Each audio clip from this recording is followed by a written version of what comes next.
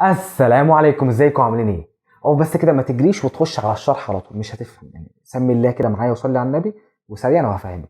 احنا هدفنا النهارده ان احنا نظبط حاجات في استهداف الجمهور عشان نقدر نزود مبيعاتنا باقل تكلفه ممكنه، تمام؟ سريعا، الجمهور يبقى متقسم لثلاث اجزاء. حاجه اسمها كولد اودينس او جمهور بارد، وورم اودينس او جمهور دافي، وهوت اودينس جمهور ساخن، تمام؟ الكولد اودينس ده جمهور ما يعرفش عنك حاجه، ما يعرفش اسمك، عمره ما اتفاعل معاك ولا شاف ولا منتج ولا خدمه اللي انت بتبيعهم. الورم اودينس جمهور شاف الاعلان بتاعك مره او المنتج بتاعك مره او عارف البراند بتاعك، بس يعني ما اشتراش منك حاجه قبل كده.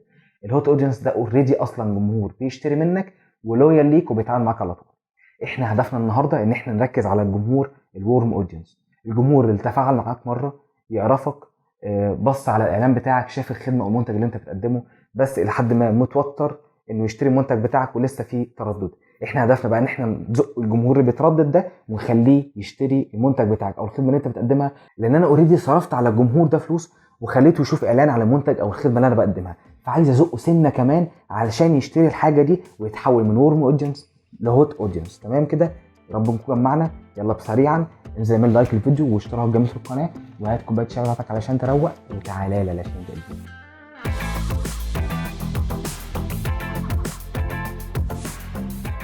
بص يا سيدي، هتخش على صفحه الفيسبوك بتاعتك وهتيجي من الجنب هنا هتلاقي حاجه هنا اسمها مدير الاعلانات، ولو ما لقيتهاش في الجنب من هنا هنيجي على 9 نقط ونضغط عليهم وندور برضو على مدير الاعلانات هنلاقيه موجود.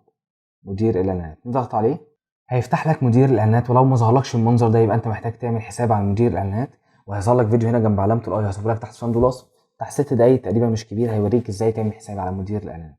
المهم هنيجي هنا على الشرط اللي هنا دي ونضغط عليها وهنختار حاجه اسمها الجماهير او اودينس بالانجلش، تمام؟ وهنيجي بعد كده على زرار انشاء جمهور ونضغط عليه وهنختار منه جمهور مخصص، او لو بالانجلش اسمها كاستم اودينس. هتلاقي الفيسبوك فتح لك تو منيوز كده، اول واحده اسمها مصادرك والثانيه واحده اسمها ميتا سورسز. انت هدفك في الاول والاخير انك بتستخدم البيانات اللي موجوده عندك علشان تقدر تتارجت تاني او تستهدف الناس اللي تفاعلوا مع الصفحه بتاعتك، صح كده؟ فاول حاجه المصدر بتاع المعلومات بتاعك جاي منين؟ موقع الويب، يعني لو انت عندك موقع الكتروني، لو انت عندك تطبيق، يعني حاجات بتبقى ليها علاقه بالموبايل بتاعك بعيده عن الفيسبوك خالص. ميت سورس اكتر حاجات مهمه فيها بدل ما نلغي فيهم كلهم هي الفيديو ونموذج بيانات العملاء المحتملين وحساب انستجرام وصفحه فيسبوك. لو انت هتستهدف عملاء في الانستجرام فاكيد هتستخدم حساب انستجرام، لو في الفيسبوك هتستخدم صفحه فيسبوك، ولو فيديوهات، ولو نموذج بيانات، يعني لو انت عندك بيانات اوريدي او ليدز انت مجمعها من عملاء على الفيسبوك فهتستخدم الاوبشن ده، تمام؟ بس معظم الناس بتستخدم ايه؟ صفحه فيسبوك، ودي اللي احنا هنروح لها لان معظم الناس بتستخدمها، تمام؟ او معظمكم اغلبكم هيحتاجوها، جميل. هنضغط عليها وبعد كده نضغط على الزرار التالي فهيقوم نقلني لتاني خطوه، وعايزك تركز معايا، الموضوع سهل بس مهم. اول حاجه هختار الصفحه بتاعتي، لو انت عايز عندك كذا صفحه اختار الصفحه اللي انت عايز تعمل عليها الاعلان. تاني حاجه، انا دلوقتي هدفي ايه الاول والاخير؟ ان الجمهور اللي تفاعل مع الصفحه بتاعتي في اخر فتره، سواء بقى بعت لي مسج، عمل لايك على اعلان، عمل لايك للصفحه نفسها، دخل كلمني على رسائل، ايا كان التفاعل اللي عمله، انا عايز ابدا استهدف الجمهور ده تاني. فهتلاقي عندك تاني اوبشن هنا اهو بيقول لك انت عايز تختار انهي جمهور. جمهور مثلا عمل لايك للصفحه بتاعتك، ولا الاوبشن اللي بعد ده وده اللي احنا هنستخدمه اللي هو ايا كان تفاعل مع صفحتك ازاي. هتلاقي مكتوب لك هنا اهو يعني تفاصيل كتير جوه، عمل لايك، بعت لك رساله، عمل لك كومنت مثلا على الاعلان، ايا كان التفاعل بتاعه عامل ازاي فاحنا نختار الجمهور ده. لو عايز حاجه مختلفه، لو شخص زار الصفحه، لو شخص عمل تفاعل مع اعلان او منشور، لو عمل اللي هو زر كول تو اكشن، لو مثلا بعت مسج، لو بعت لك رساله، فانت لو عايز تحددها بالظبط اختار حاجه منهم، بس احنا بالنسبه لنا هنختار لو تفاعل بس مع الصفحه بتاعتك عامه، جميل كده؟ وهنضغط على كل من تفاعل مع صفحتك. وفي اوبشن هنا لو انت مثلا عامل اعلان مؤخرا، لسه عامل فيه اعلان شغال دلوقتي، وانت عايز تعيد استهداف الناس اللي تفاعلوا على الاعلان ده بالذات، فاحنا مش هنختار دي، هنختار الناس اللي تفاعلت مع اعلان او منشور، تمام؟ فانا بقول لك عشان تبقى فاهم الفرق بين الاثنين. بس حاليا هنختار كل من تفاعل مع صفحتك عامه، جميل؟ اخترناها. الخطوه اللي بعد كده اللي هي الاحتفاظ دي، الفيسبوك بيسالك فيها انت عايز تستهدف الناس اللي تفاعلوا مع الصفحه بتاعتك بقالهم قد ايه. انا مثلا صفحتي معموله بقالها سنين، وفي ناس كتير جدا على مدار السنين تفاعلوا معاها، فانت عايز في اخر فتره قد ايه؟ انا برشح لك انك تعملها من 10 ايام لاسبوعين بالكتير قوي يعني.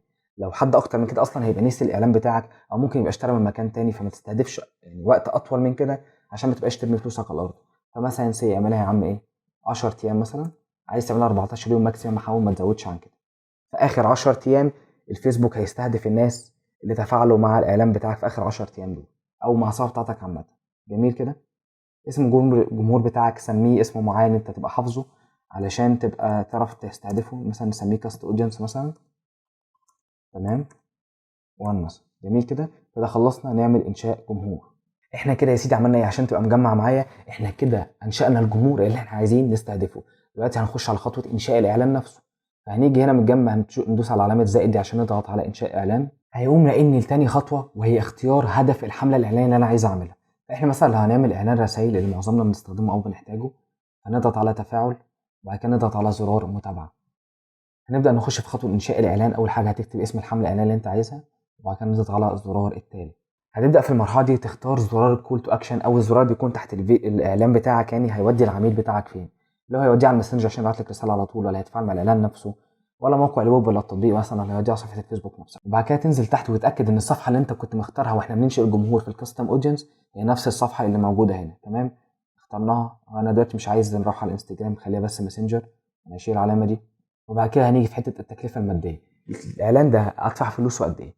بص، من اهم الحاجات وانت بتعمل اعلان ده ان انت يكون في اعلان تاني شغال قبل الاعلان ده، اعلان بيجمع بيانات وعملاء بيتفاعلوا على الاعلان الاولاني بس ما اشتروش وبقوا تحولوا من كولد اودينس زي ما قلت لكم لورم اودينس. تمام كده. فانت يبقى في اعلان شغال بيجمع بيانات علشان يبقى بيخدم الاعلان ده. فالاعلان الاولاني معمول بميزانيه معينه، زي مثلا وليكن مثلا 100 جنيه. احنا مش هنعمل برضو الاعلان ده ب 100 جنيه لان كميه العملاء اللي موجوده هنا اقل. فانت في الاعلان ده غالبا بتخلي الميزانيه بتاعته تقريبا تكلفتها 30% من تكلفه الاعلان الاولاني. يعني مثلا لو سي الاعلان الاولاني هيبقى ب 100 جنيه تخلي الاعلان ده بتكلفته ب 30 جنيه. بس طبعا مش ب 30 جنيه، زود عن كده علشان 100 جنيه دلوقتي ما عادتش بتعمل حاجه في الاعلانات، فزود عن كده شويه. تمام. خلينا الميزانيه بتاعته وليكن ايا كان المبلغ اللي انت حددته. وهتبدا برضو تعمل التاريخ البدء بتاعه طبعا بعد ما يكون في اعلان تاني شغال بيخدم على الاعلان ده. خليه مثلا شغال من قبليه مثلا باربع او 5 ايام. نخش بعد كده في انشاء الجمهور نفسه. احنا اصلا انشانا الجمهور، هنيجي هنا نختار بقى الجمهور اللي احنا اوريدي انشاناه قبل كده مع بعض دلوقتي. نضغط على بحث عن الجمهور الحالي. نبدا نكتب اسمه. احنا كنا مسمينه كاست اودينس 1، هو ده صح. نضغط عليه اهو بقى موجود عندنا. مش هنغير بقى اي حاجه، احنا بس هنتاكد من الدوله اللي احنا مختارينها. مش هنخش على العمر ولا هنخش على الاهتمامات ولا الكلام ده كله، لان انا اوريدي عايز جمهور هو اصلا تفاعل مع الصفحه بتاعتي.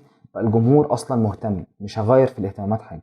ما تغيرش فيها حاجه، انا كده هتكون بتبوظ اللي انت بتعمله.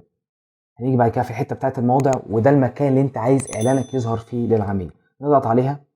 وانا عامه مش هطول قوي في شرح طريقه عمل الاعلان لان احنا كنا اتكلمنا فيه قبل كده كذا مره.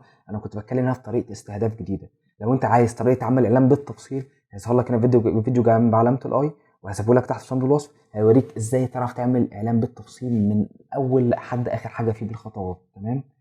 هنيجي هنا في المواضع اليدويه ونبدا نختار انا عايز اعلان يظهر فين. تمام. انا عايزه بس يظهر في الفيسبوك، ولا عايزه انستجرام، ولا عايزه واتساب، ولا اي حاجه. انا مش عايز بس اسيب غير النيوز فيد او اللي هي بيسموها المواجز. تمام كده. دي الوحيده اللي انا عايزها تبقى موجوده. خلصناها وشيلنا الحاجات اللي احنا مش عايزينها. نضغط على بعد كده التالي. هتبدا بقى الخطوات العاديه اللي انا قلت لك ان انا اشرحها لك في الفيديو. تبدا تحط الكابشن والصور اللي انت عايزها. ومن اهم الخطوات هنا ان كل عميل بيشتري منك منتج طالما انت واثق في جوده المنتج بتاعك او في الخدمه بتاعتك تطلب منه رايه وتاخد سكرين شوت من الراي بتاعه وتنزله في الكومنتات علشان العميل بتاعك اللي هو اصلا متفاعل هو ورم اودينس لو عنده شويه قلق او تخوف من المنتج لما يشوف الكومنتات دي او السكرين شوت من راي الناس اللي اشتروا منك قبل كده فيبدا يطمن. فلو هو مش بيشتري بسبب الحته دي فانت طمنته فيبدا يشتري منك في الاعلان التاني ده. من المهم جدا لازم تعرفوا عن الاعلان ده ان تكلفته الماديه بتبقى قليله بس نتائجه بتبقى تحفه، لان هو بيبقى جاي ماشي كده بيلم ورا الاعلان الاساسي اللي انت بتعمله. اي عميل متردد شاف الاعلان بتاعك ونسي يشتري فبيجمع الناس دي كلها ويزقهم لك تاني علشان تقدر تقنعهم ويشتروا المنتج بتاعك. المهم يا سيدي بعد ما خلصت الصور والكابشن والكلام ده كله زي ما هتشوف الفيديو عشان مبقاش بطول وبعيد وازيد في نفس الموضوع، خلصت هتضغط بعد كده على زرار نشر. ان شاء الله باذن الله ومشيتوا على الخطوات بالظبط النتائج بتاعته هتبهركم باذن الله والارباح بتاعتكم هتزيد وربنا يجعلها باذن الله ان شاء الله سبب في زياده رزقكم. وبس كده يا سيدي ده كان الفيديو بتاعنا النهارده. ما تنساش بقى تنزل تروح عليا بلايك واشتراك جميل في القناه، ولو عندك اي اسئله ممكن تنزل تكتبها تحت في الكومنتات انا بقراهم كلهم، او ممكن تخش تكلمني على صفحتي على الفيسبوك. هسيب لك اللينك تحت في صندوق الوصف وفي اول كومنت. يا رب تكونوا استفدتوا الفيديو بتاعنا النهارده وخليكم عارفين احنا دايما خدمة. شكرا.